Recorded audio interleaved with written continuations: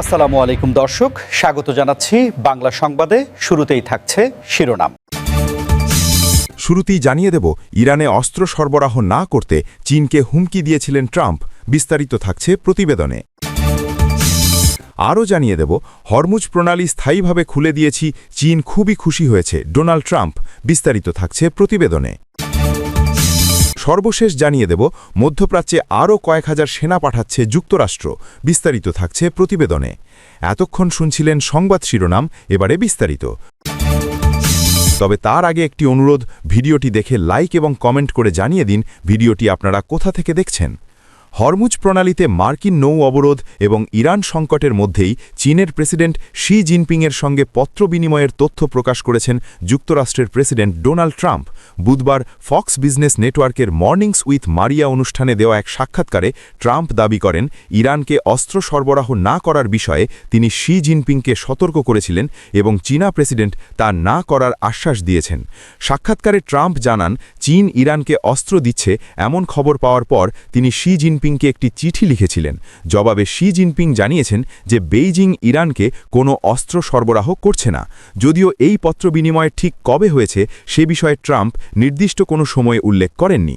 তবে গত সপ্তাহেই তিনি হুঁশিয়ারি দিয়েছিলেন যে যেসব দেশ ইরানকে অস্ত্র দেবে তাদের ওপর তাৎক্ষণিকভাবে 50% শুল্ক আরোপ করা হবে।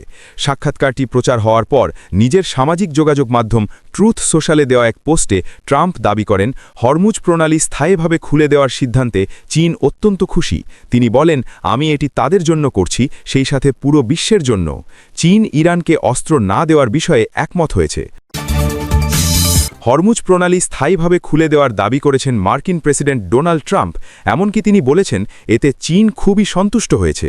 পোস্টে ট্রাম্প লিখেছেন, হরমুজ প্রণালী আর কখনোই অবরুদ্ধ হবে না এবং এমন অচলাবস্থার পুনরাবৃত্তি হবে না। তিনি আরও দাবি করেন, চীন ইরানে সমরাস্ত্র না পাঠানোর বিষয়ে রাজি হয়েছে।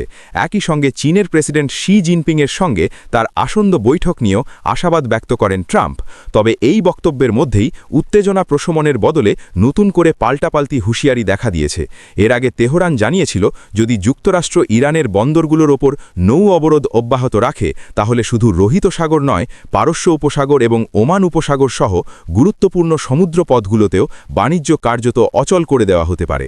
ইরানের রাষ্ট্রীয় টেলিভিশনে প্রচারিত এক বিবৃতিতে দেশটির সামরিক বাহিনীর কেন্দ্রীয় কমান্ডের প্রধান আলী আবদুল্লাহি বলেন, যুক্তরাষ্ট্রের অবরোধ যদি অব্যাহত থাকে এবং ইরানের বাণিজ্যিক জাহাজ ও তেল ট্যাঙ্কারের নিরাপত্তা বিঘ্নিত হয় তাহলে তা চলমান যুদ্ধবিরতির লঙ্ঘন হিসেবে বিবেচিত হবে।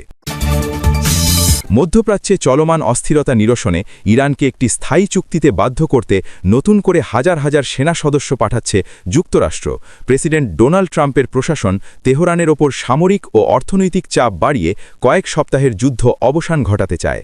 মার্কিন কর্মকর্তাদের মতে এই পদক্ষেপের মাধ্যমে একদিকে যেমন আলোচনার টেবিলে ইরানকে নমনীয় করার চেষ্টা চলছে, অন্যদিকে যুদ্ধবিরতি লঙ্ঘন হলে দেশটিতে বড় ধরনের সামরিক হামলা বা স্থল অভিযানের পথও খোলা রাখা হচ্ছে।